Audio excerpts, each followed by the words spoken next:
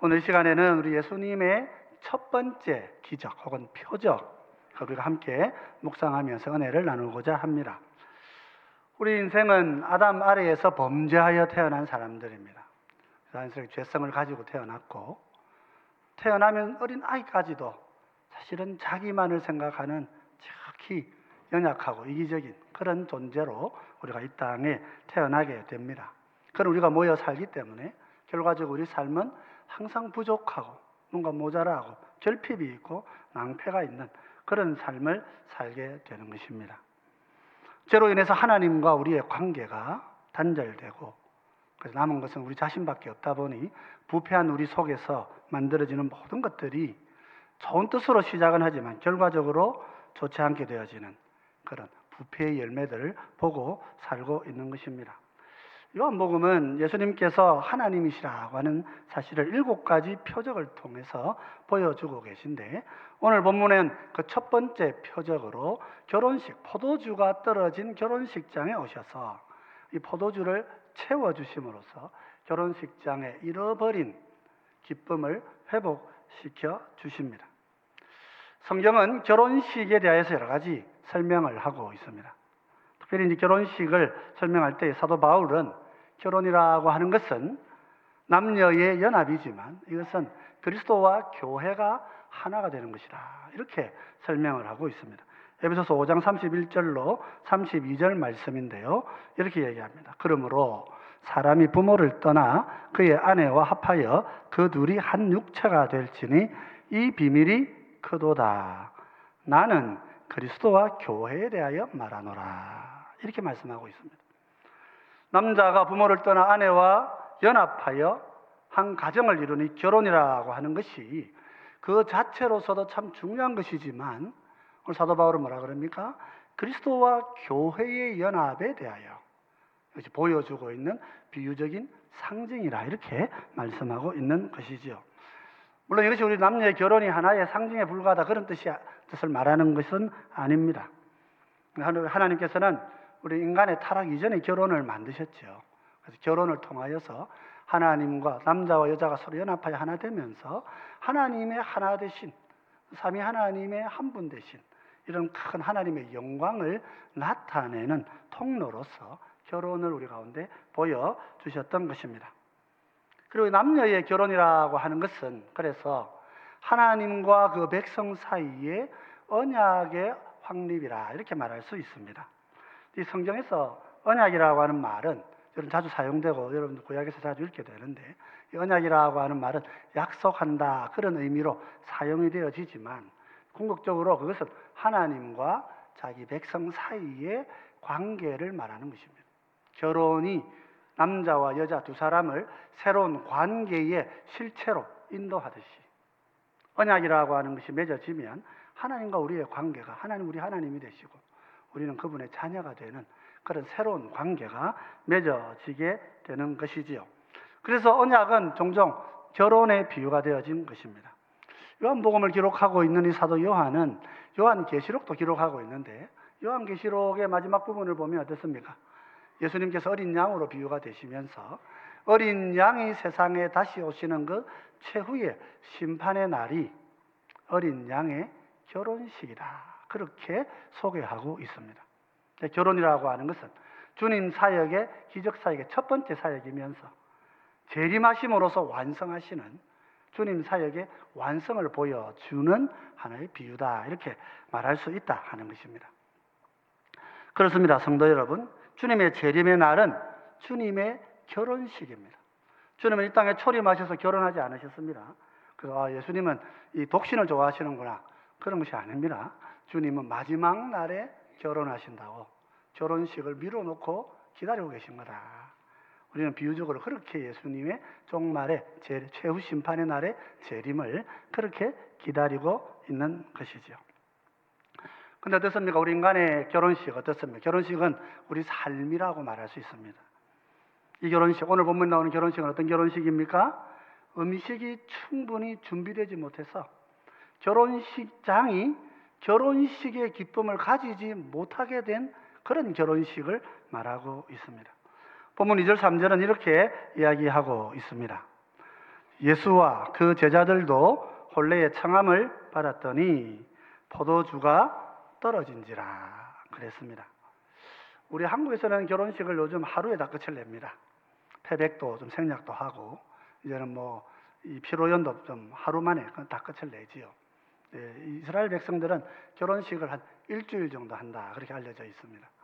뭐 부자들은 2주일도 그렇게 하기도 한다고 알려지죠. 그러니까 이제 끝으로 보면 이 결혼식을 하게 되면 혼주는 음식 준비가 제일 관건이 됩니다. 특히 그 중에서도 포도주를 준비하는 게 중요하죠.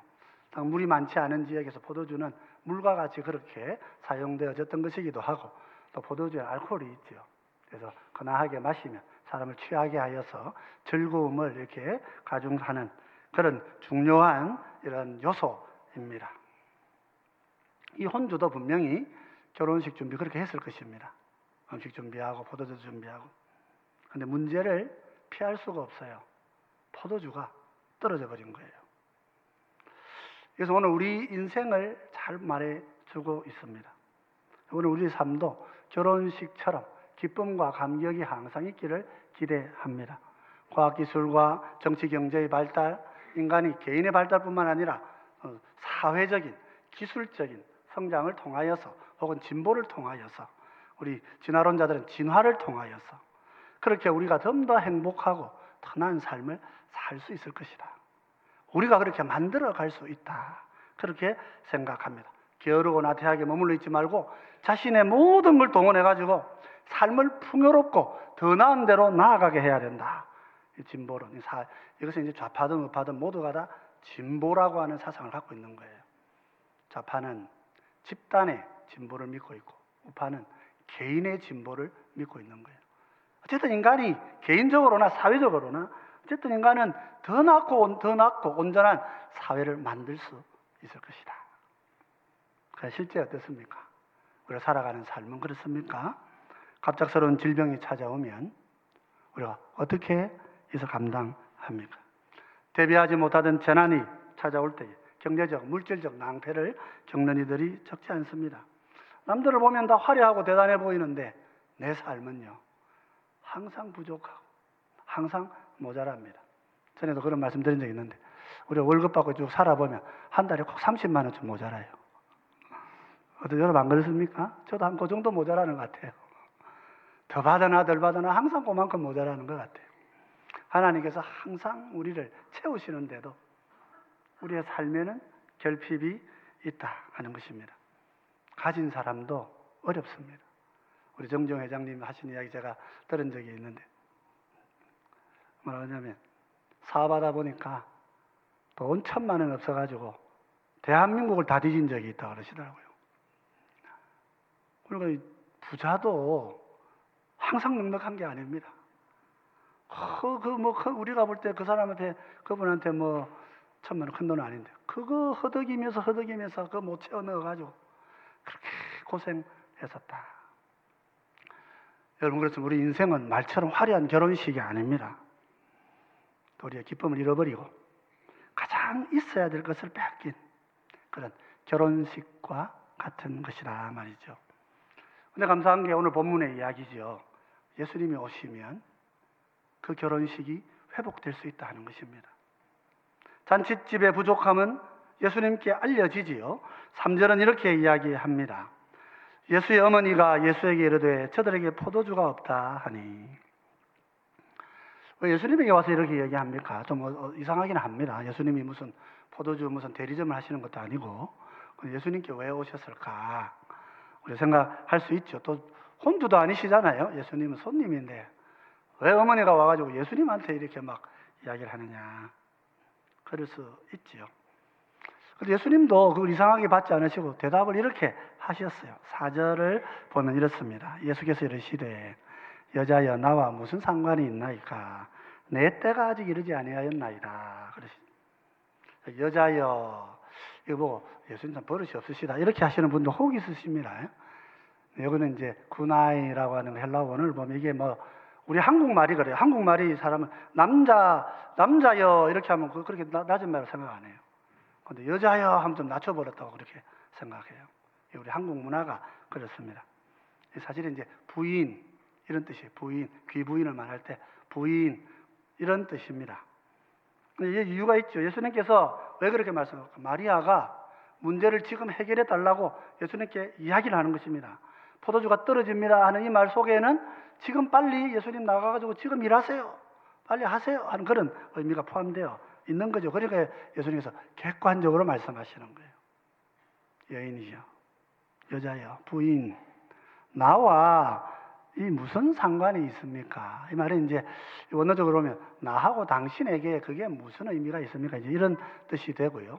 또 이제 나하고 당신 사이에 무슨 상관이 있습니까? 뭐 이렇게 번역을 하기도 하는 말입니다. 근데 어쨌든 우리 예수님께서 대답 이렇게 하셔요. 내 때가 아직 이르지 아니하였습니다. 여기 이제 때로 번역되어지는 이제 성경에 때로 번역되어지는 말들이 많이 있는데 이제 이 본문에서는 이것이 내 시간이 아닙니다. It's not my hour 이렇게 되는 거예요. 내 시간이 아닙니다. 그렇죠? 무슨 말이에요? 예수님께서 지금 어머니가 부탁하는 그 시간에 일하지 않으시겠다 그런 뜻이에요. 언제 일하십니까? 이 문제를 해결하지 않고 그냥 넘어가지는 않겠지만 이 문제를 해결할 때 언제 해결하느냐? 나의 시간. 하나님께서 나에게 하라고 하시는 그 시간. 그 시간에 내가 일할 것입니다. 딱 어머니한테 이렇게 말씀을 그렇게 드린 거예요. 이게 마리아가 이제 그 말씀 뜻을 알아들었어요. 그래서 예수님 일하실 줄 알고 일하실 때를 준비합니다. 그래서 우리는 이제 순종의 귀한 모습을 보죠. 번연에 이제 종들을 다 불러가지고 예수님이 뭐라고 하시든지 순종하십시오. 그렇게 다 명령을 해 둡니다. 순종이라는 게 뭡니까, 여러분? 순종이라고 하는 것은 내 시간을 내가 우기는 게 순종이 아니에요. 하나님께 이 시간에 뭘 하세요 하고 내가 내 생각으로 우기는 게 그게 순종이 아니란 말이죠. 믿음이 그런 게 믿음이 아니란 말입니다. 참된 믿음, 참된 순종은 뭡니까? 하나님의 시간에 기다렸다가 하는 거예요. 인내하고 기다릴 줄 알아요. 하나님이 하실 줄 믿고 기다릴 줄 알아야 하는 거죠. 오늘 본문 2장 5절은 마리아가 이렇게 종들을 준비시킵니다. 같이 한번 읽어보십시다. 그의 어머니가 하인들에게 이르되 너희에게 무슨 말씀을 하시든지 그대로 하라 하니라. 마리아는 예수님을 따르고 주님의 말씀을 순종하고 주님이 일하시도록 준비하는 사람이지, 자기가 나서가지고 주님께 이 일 하세요, 저거 하세요, 요때 하세요, 그 시간에 말고 이때 하세요 이렇게 말할 수 있는 사람이 아니라는 거예요. 예수님은 그걸 분명히 주지시키셨어요. 어머니, 나하고 무슨 상관이 있습니까? 내 시간은 지금이 아닙니다. 주님이 기다리는 시간이 있다는 것입니다. 실제로 유대인 집에는 이제 그 정결 예식이라는 게 있습니다. 유대인들에게는. 요즘 우리가 코로나 끝나가지고 밖에 나가서 집에 들어오면 제일 먼저 하는 게 뭡니까? 손 씻는 겁니다. 손 씻는 거. 이게 이제 최근에 한 2, 3년 동안 우리 생긴 습관이에요. 유대인들은 그렇지 않습니다. 3,000년 전부터 유대인들은 집에서 항상 밖에 나갔다 오면 손을 씻고 그렇게 합니다. 정결 예식입니다. 뭘 먹어도 혼자 먹지 않습니다. 그냥 먹지 않고 항상 손을 씻고 먹도록 그렇게 하고 있습니다. 근데 시장을 나가다 다니면 온갖 부정한 것에 노출이 되죠. 공기도 뭐 안 좋은 공기들이 있을 수 있으니까. 집에 들어오면 꼭 손을 씻는 정결 예식이 있어요. 귀한 손님이 오면 정도를 시켜서 그 물을 떠가지고 발도 씻겨줘요. 샌들을 신고 다니니까 발에 먼지가 많이 묻어 있는 거죠. 당시 이제 결혼식 집에는 정결 예식을 위해서 6통 정도 항아리가 있었다고 기록되어 있습니다. 항아리 하나에는 2~3통 드는 물이 들어간다. 2~3통 정도 양의 물이 들어간다. 이 통이라는 게 이제 메트레테스라고 하는 헬라어인데 요게 이제 단위예요. 단위. 부피 단위인데. 부피 단위인데 한 메트레테스가 40리터 정도 들어가는 거예요. 2~3통이 들어간다. 그랬으니까 뭐 한 80에서 120 정도, 그럼 한 100리터 정도 들어가는 그런 항아리가 6개 있는 것입니다. 600리터 정도. 많으면 700리터까지 가는 그런 정도의 항아리가 6개가 있었습니다. 예수님께서 종들에게 말씀하시죠. 물을 채우라. 이 사람들 아구까지 채웠습니다. 그리고 물을 떠서 연회장에게 가져다 주라 명령합니다. 종들은 아무런 다른 생각하지 않고 마리아가 말한 대로 그 물을 떠가지고 이렇게 연회장에게 갖다 줬어요. 연회장이라고 하면 이제 그 잔치를 이끌어가는 제일 이제 가장 높은 매니저를 말한다. 그렇게 설명을 합니다. 혼주 외에 그런 사람이 있었다는 거죠. 이 사람은 이 포도주가 어디서 나왔는지는 모릅니다. 근데 마셔보니까 포도주의 질이 너무 좋은 거예요. 그래서 이제 10절에 보면 이런 말을 합니다. 2장 10절에 보면 말하되 사람마다 먼저 좋은 포도주를 내고 취한 후에 낮은 것을 내거늘 그들은 지금까지 좋은 포도주를 두었도다 하니라. 그 당시 이제 유대 문화에서 결혼식에서 이해되는 게 있는 거예요. 그게 뭐냐 하면 포도주 같은 경우는 이제 이게 비싸고 또 구하기가 쉽지는 않으니까 결혼식을 위해 준비한 포도주는 처음에는 좀 양질의 좋은 걸 냅니다. 근데 전 예식의 기간을 다 일관되게 좋은 것으로 하기는 돈이 많은 집이 아니면 어려운 거죠. 그러니까 좀 약한 포도주, 좀 낮은 포도주를 내는 것을 아마 서로 관례적으로 이해하고 있었던 것 같아요. 그런데 지금 이 연회장이 포도주를 마셔보니까 이 포도주는 처음 것보다 더 좋은 포도주가 나온 거예요. 그래서 놀라서 신랑을 불러가지고 칭찬한 것입니다. 당신 정말 참 대단하다. 이 결혼식을 위해 가지고 보통은 뒤에 가면 이제 안 좋은 게 나와야 되는 순서인데 어떻게 더 좋은 포도주를 내어놓을 수 있느냐. 참 고맙고 감사하다고 칭찬하는 모습들이 나타나죠. 그러나 이 포도주가 어디서 왔습니까? 물이 변하여 포도주가 된 거예요. 그래서 요한복음 2장 9절에 상반절에 이렇게 설명을 합니다. 연회장은 물로 된 포도주를 맛보고도 어디서 왔는지 알지 못하되 물떠온 하인들은 알더라 그랬죠.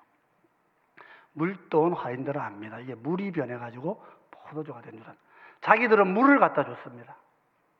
연회장은 좋은 포도주라고 신랑을 불러 칭찬하는 일이 일어난 거죠. 사도 요한은 이 사건을 두고 이렇게 얘기합니다. 이 사건은 하나님의 영광이 나타난 사건이다.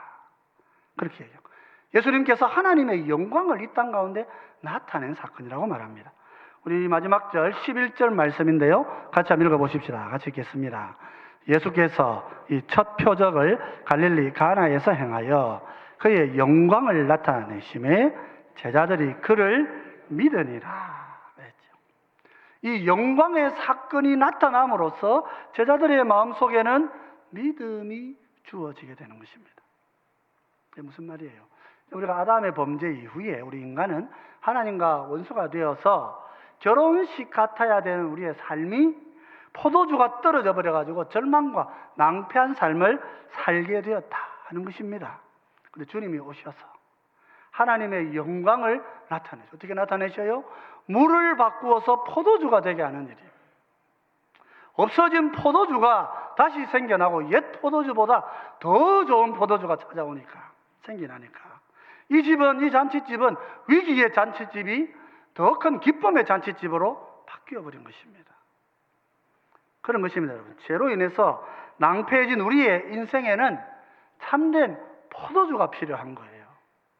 예수님이 찾아오셔서 우리에게 자기의 영광을 나타내 주실 때에는 우리의 인생에는 새로운 영적인 포도주인 믿음이 생겨나게 되는 거란 말이에요. 내 힘으로 믿음을 만들어낼 수가 없어요. 예수님께서 하늘의 구세주로 오시고 우리의 죄의 문제를 해결해 주시러 오시는 기적과 능력의 하나님의 메시아이시라는 사실을 내 힘으로 믿고 그분을 순종하고 그분 앞에 감사하며 사는 믿음의 은혜는 나의 논리와 나의 지식과 나의 경험을 통해 오는 게 아니에요. 주님이 오셔서 하나님의 영광을 나타내 보여주실 때라야만이 비로소 내 가슴 속에 임하는 은혜의 선물이요, 영적인 포도주가 되는 것입니다. 그렇습니다, 사랑하는 성도 여러분. 우리 예수님께서 오셔서 우리에게 주님의 영광, 하나님의 영광을 보여주셔야 우리가 믿음의 사람으로 달라질 수 있는 것입니다. 포도주 떨어진 결혼식장 같은 우리 인생이 주님을 만나고 이 기적과 이적의 의미가 뭐겠어요? 주님이 왜 우리에게 기적을 통하여 이런 놀라운 일들을 이루어 주시겠습니까? 주님은 하나님의 영광을 나타내시고 우리 속에 참 포도주인 믿음을 우리 마음에 주시는 거예요.